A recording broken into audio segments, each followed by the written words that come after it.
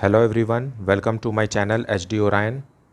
We are studying accountancy for class 12th, accounting for partnership firms. T.S. Gerewal's textbook, chapter 8, dissolution of a firm. Now chapter 23, question 23. Now question 23. Shilpa, Meena and Nanda decided to dissolve their partnership on 31st March 2020. Their profit sharing ratio was 3:2:1 and their balance sheet was as under. अब balance sheet यहाँ दिया हुआ है, liabilities में दिया हुआ है उनका capital, bank loan, creditor, provision for doubtful debts और जनरल रिजर्व, और एसेट्स में दिया हुआ है land, stock, debtor, Nanda's capital and cash. तो सबसे पहले यहाँ हमको ये चेक करना है कि कौन सा आइटम रियलाइजेशन अकाउंट में नहीं जाएगा। वो है कैश नहीं जाएगा, कैपिटल नहीं जाएगा, और इधर जनरल रिज़र्व नहीं जाएगा और कैपिटल नहीं जाएगा। मतलब बाकी के सारे आइटम्स जो हैं जैसे कि bank loan, creditor, provision for doubtful dates, land, stock, debtors, ये सब रियलाइजेशन अकाउंट में ट्रांसफ़र हो जाएंगे। अब आगे के इन्फॉर्मेशन में लिखा हुआ है the stock of value of 41,660 are taken over by Shilpa for rupees 35,000 and she agreed to discharge bank loan। ये दोनों ही स्टॉक और बैंक लोन शिल्पा के कैपिटल अकाउंट में ट्रांसफ़र होगा जितने में वो ले जाना चाहती है। The remaining stock was sold for rupees 14,000 and debtors amounting to rupees 10,000 realised 8,000। So हमको बस 8,000 को ही लिखना है, बाकी का जो 2,000 हमें नहीं मिल रहा उसको कुछ नहीं लिखना है। Land is sold for rupees 1,10,000। The remaining debtors realise 50% of their book value. Cost of realisation amounted to rupees 1,200। There was a typewriter not recorded in the books worth of rupees 6,000 which was taken over by one of the creditor at this value. Prepare realisation account, partners capital account and cash account to close the books of the firm. Now यहाँ पर लिखा हुआ है कि typewriter 6,000 का उसको creditor ले गया।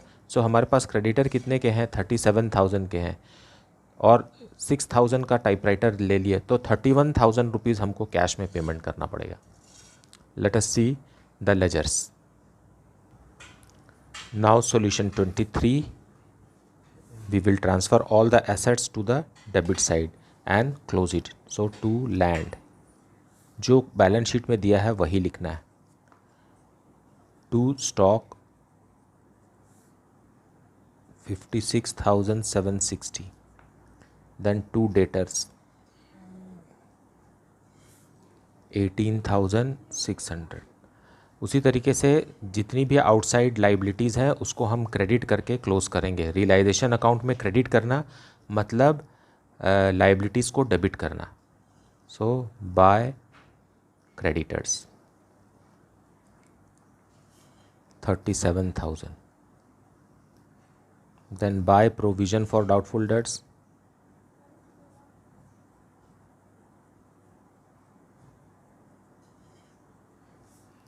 1,200। बस बैंक लोन भी है, by bank loan 20,000। Now assets और लाइबिलिटीज़ दोनों ही ट्रांसफ़र होके क्लोज हो गए। Now we will dispose of और sell away the assets and pay the liabilities. जैसा क्वेश्चन में लिखा है वैसे ही करना है। Stock of value rupees 41,660 were taken over by Shilpa for rupees 35,000। So यहाँ लिखेंगे सारे एसेट्स को क्रेडिट के तरफ से डिस्पोज करेंगे। सो बाय शिल्पा कैपिटल अकाउंट क्या है? स्टॉक। स्टॉक ले जा रही है शिल्पा 35,000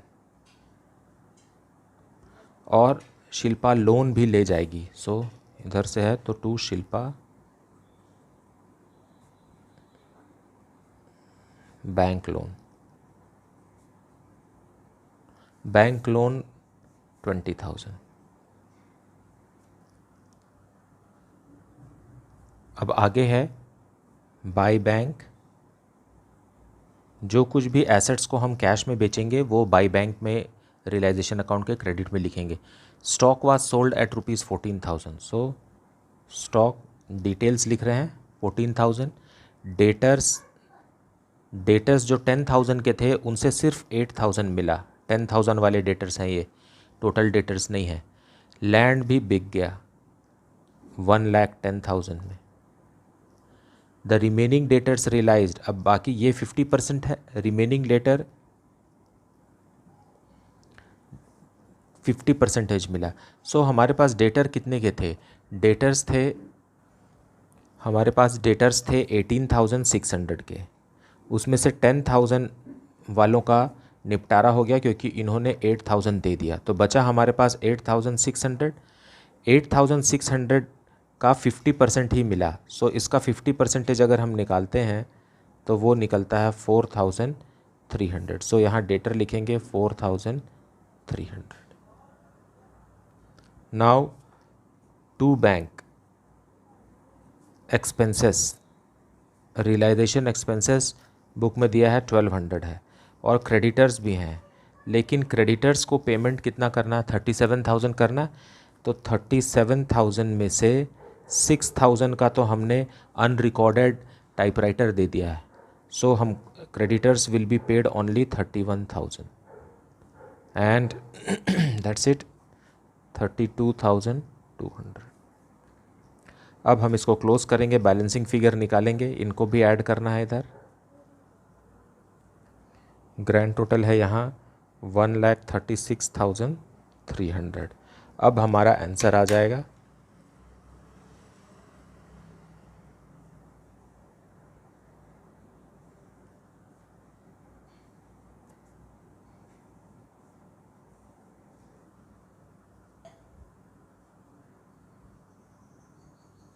ग्रैंड टोटल है 2,29,500।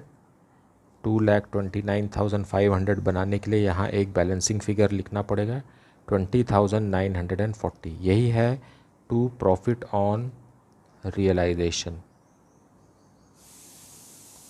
ये तीनों पार्टनर को दे दिया जाएगा। पार्टनर है शिल्पा, मीना और नंदा।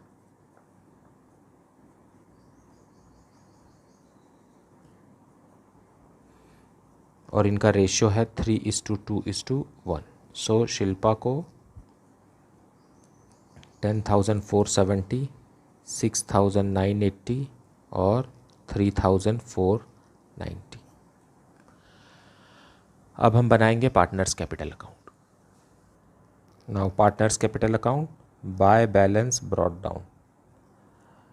अब यहाँ शिल्पा और मीना का, Shilpa is 80,000 and Meena is 40,000। Nanda का डेबिट बैलेंस है, so to balance brought down, assets के तरफ दिया हुआ है नंदास कैपिटल 23,000। अब general reserve, so by general reserve old ratio में 6,000, 4,000 एंड 2,000। उसी तरीके से रियलाइजेशन अकाउंट, रियलाइजेशन अकाउंट में प्रॉफिट भी है और शिल्पा ने बैंक लोन भी ले गया है। सो प्रॉफिट को पहले लिख देते हैं 10,470, 6,980 एंड 3,490। फिर बाय रियलाइजेशन करके और है, शिल्पा ने बैंक लोन ले लिया है 20,000 का। अब इधर भी लिखेंगे टू रियलाइजेशन, शिल्पा ने स्टॉक भी लिया है 35,000 का।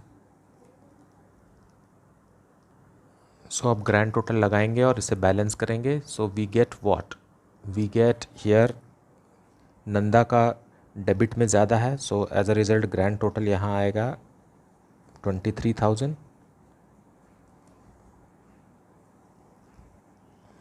And here we will get balancing figure as 17,510। इसको लिखेंगे बाय बैंक।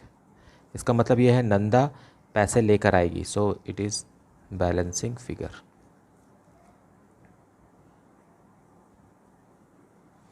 बट मीना का क्रेडिट बैलेंस है, सो 50,980, 50,980 टू बैंक या to cash. This is the balancing figure. 50,980. और शिल्पा का भी यहाँ ग्रैंड टोटल है 1,16,470. 1,16,470 and balancing figure is 81,470.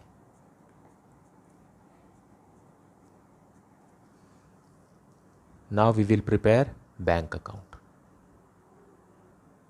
Now bank account, क्योंकि हमने हर जगह बैंक अकाउंट खोला है इसलिए बैंक अकाउंट बना रहे हैं, लेकिन बैलेंस शीट के अंदर कैश बैलेंस दिया है, so we will write to cash, not opening balance brought down 10,840.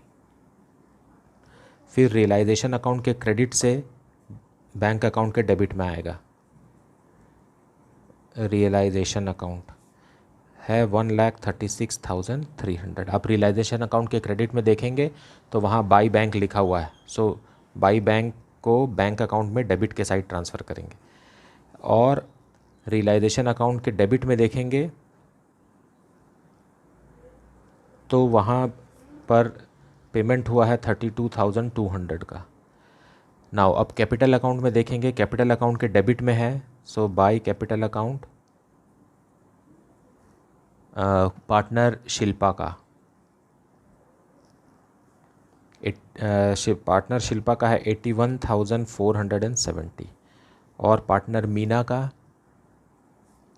50,980. इसे ग्रैंड टोटल करेंगे 1,32,450. उसी तरीके से नंदा का डेबिट में आएगा to Nanda's capital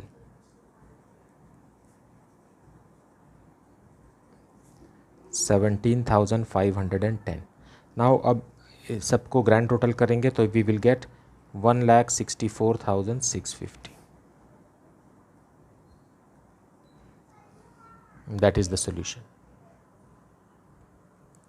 Now question number 24. A and B are partners in a firm sharing profits and losses in the ratio of 3:2. On 31st March 2020 their balance sheet was as follows. अब balance sheet के liabilities में है creditors, loan by Mrs A, loan by B. B partner है लेकिन Mrs ए partner नहीं है. Reserve और Capitals. Assets में दिया हुआ है cash at bank, stock, debtor, furniture, plant, investment and profit and loss. तो ये प्रॉफिट एंड लॉस जो है वो लॉस है क्योंकि ये डेबिट बैलेंस है. Now the firm was dissolved on 31st March 2020 and both the partners agreed to the following. A took investment at an agreed value of rupees 8,000. He also agreed to settle loan by Mrs. A. ठीक है, तो A investment ले जाएगा और Mrs. A का लोन. Point B, other assets realised stock rupees 5,000, debtors rupees 18,500, furniture rupees 4,500 and plant rupees 25,000. ये सब बैंक में आ जाएंगे. Expenses of realisation come to rupees 1,600. Creditors agreed to accept rupees 37,000 in full settlement of their claims. Okay, तो बच क्या गया हमारे पास कुछ लोन बाय बी, ये तो बैंक अकाउंट के क्रेडिट में जाएगा. So prepare realisation account, partners capital account and bank account. तो अब बैलेंस शीट में से कौन से ऐसे आइटम्स हैं जो रियलाइजेशन अकाउंट में नहीं जाएंगे? वो है cash, profit and loss account and B का लोन, रिज़र्व और कैपिटल. और बाकी जो मैंने मार्क नहीं किया है वो सारे के सारे रियलाइजेशन अकाउंट में ट्रांसफ़र होंगे और यहाँ जो लिखे स्टेटमेंट है इसके हिसाब से वो रियलाइज़ होंगे और पेमेंट होंगे. लेट अस सी नाउ सॉल्यूशन 24. एसेट्स को ट्रांसफ़र करेंगे डेबिट के साइड टू स्टॉक रुपीज़ 6,000. क्योंकि सारे एसेट्स डेबिट बैलेंस होते हैं तो उनको यहाँ पर रियलाइजेशन अकाउंट के डेबिट में जब लिखते हैं तो एसेट्स जो है वो क्रेडिट हो जा रहा है क्योंकि रियलाइजेशन अकाउंट डेबिट हो रहा है लेकिन स्टॉक जो है वो क्या हो रहा है, क्रेडिट हो रहा है. इस तरीके से वो क्लोज हो जाएगा. To debtors 19,000, to furniture 4,000, to plant 28,000, to investment. 10,000। उसी तरीके से लाइबिलिटीज़ में आएगा बाय क्रेडिटर्स, ये डेबिट हो रहा है। क्रेडिटर अगर रियलाइजेशन अकाउंट के क्रेडिट में लिख रहे हैं मतलब क्रेडिटर अकाउंट डेबिट हो रहा है 38,000 से। And by Mrs A's loan,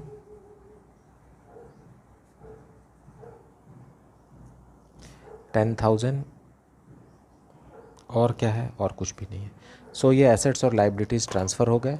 अब A took over investment at an agreed value of 8,000। So यहाँ लिखेंगे एसेट्स को क्रेडिट के साइड से रियलाइज़ करेंगे बाय एज कैपिटल अकाउंट। ए क्या ले गया है, ए इन्वेस्टमेंट ले गया है। कितने में ले गया, 8,000 में, 8,000। और टू एज कैपिटल अकाउंट वो मिसिस ए का लोन भी ले गया। मिसिस ए का लोन कितने का था, 10,000 का था। ओके, नाउ बाकी के एसेट्स को जब हमने बाज़ार में बेचा तो बैंक में पैसे मिले। तो कैसे मिले, स्टॉक का मिला 5,000, डेटर्स का मिला 18,500, फर्नीचर से मिला 4,500 एंड प्लांट से मिला 25,000। ओके, अब डेबिट में आ जाइए। टू बैंक, पेमेंट भी करना है फर्म को। सो एक्सपेंसेस कितने कितने का हुआ, 1,600 का एक्सपेंसेस ऑन रियलाइजेशन, और क्रेडिटर्स को पेमेंट करना है। बस ये दोनों ही तो हैं। इसको ए ले गया और क्रेडिटर को 38,000 रुपीज़। सो क्रेडिटर 37,000 रुपीज़ पे कर रहे हैं। So we will write here 37,000। यह हो जाएगा 38,600। और एसेट्स में 53,000। Now we will calculate profit और loss on realisation. Now here grand total आएगा 1,15,600 and balancing figure is by loss on realisation, जो कि आएगा 6,600। और हमारे पास पार्टनर्स कौन है, ए और B. So A and B, तो इनका प्रॉफिट शेयरिंग रेशियो है 3:2। So A will get 3,960 and 2,640। अब हम बनाएंगे partners capital account. So by balance brought down, credit balance है 10,000 एंड 8,000। फिर बाय रिजर्व, ये भी ओल्ड रेशियो में हम बांट देंगे 3,000 and 2,000। Then profit and loss दिया है बैलेंस शीट में। So to profit and loss 4,500 and 3,000। फिर रियलाइजेशन से आएगा। सो बाय रियलाइजेशन,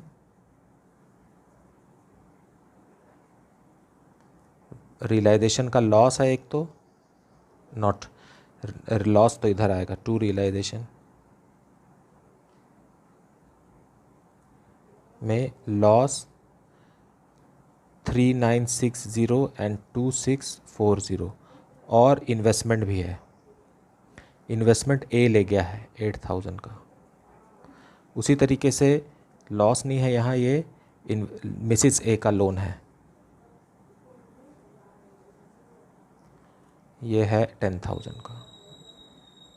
नाउ जो बैलेंसिंग फिगर रहेगा उसको लिखेंगे to bank. So let us find out the balancing amount. सो यहाँ ग्रैंड टोटल लगाएंगे 10,000।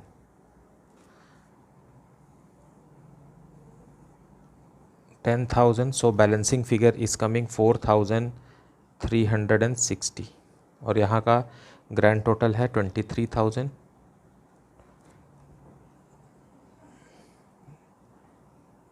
$6,540 is the balancing figure.